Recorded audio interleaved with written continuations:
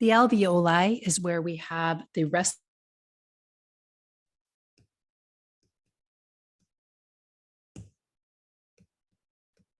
This is simple squamous epithelial tissue. So what that means is that it is a single layer, hence the simple, of flat cells.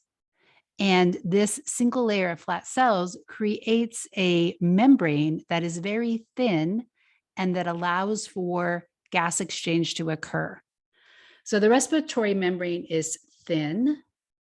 It is moist because the gases first have to be dissolved in water. So oxygen and CO2 are first dissolved in water before they can diffuse.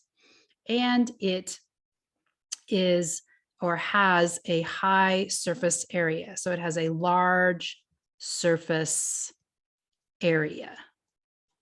So if we were to look at the alveoli, it would look something like this. And so this is deep down in your lungs where we have this branching and further branching until we get to what are called terminal bronchioles. And then the terminal bronchioles, or the respiratory bronchioles, it says here, then go into the alveoli. So the alveoli are shaped in such a way that they have a large surface area. So if you could imagine if my alveoli was shaped like this, it would have less surface area than if it was shaped like this, right? So it has these structures that increase the surface area. So when we look at diseases of the lungs, like, for example, emphysema, this tends to cause a thickening of the membrane, and it decreases the surface area. So a lot of emphysema is due to cigarette smoking, but it's not necessarily. Any types of chemicals that get in the lungs could also lead to emphysema. And this generally means that people are not getting enough oxygen. And so perhaps they have to go on oxygen gas, which has a higher concentration, in order to be able to get enough oxygen in their blood and out to their body in order to survive. So when we talk about the alveoli, when we look at them, from a microscopic point of view, you can see that there is a lot of empty space. So here you can see that these are the air spaces that fill up with air.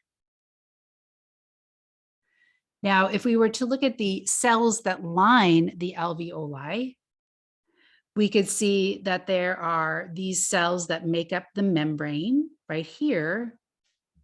Those would all be cells that make up this membrane, and they are in close proximity to the capillaries. So there's pulmonary capillaries.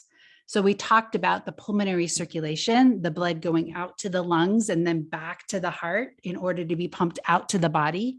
So this is why blood is coming out to the lungs in order for oxygen to fuse across and CO2 to move out of the circulatory system.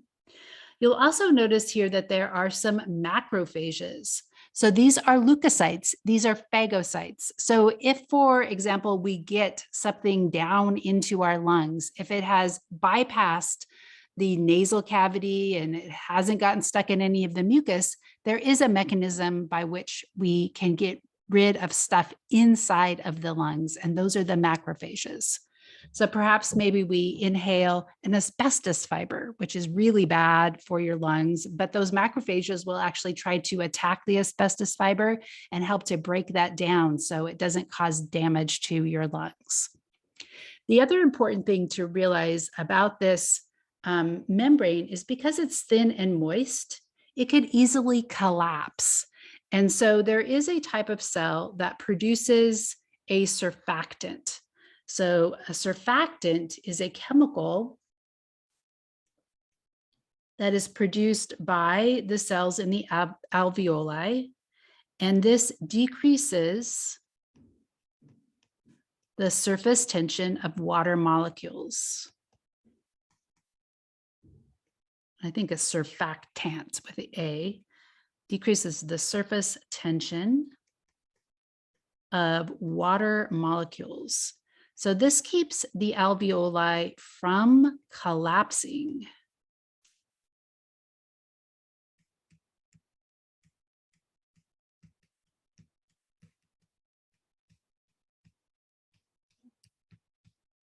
And one of the reasons we know that this is true is that in premature babies, sometimes they are born where their lungs are not ready.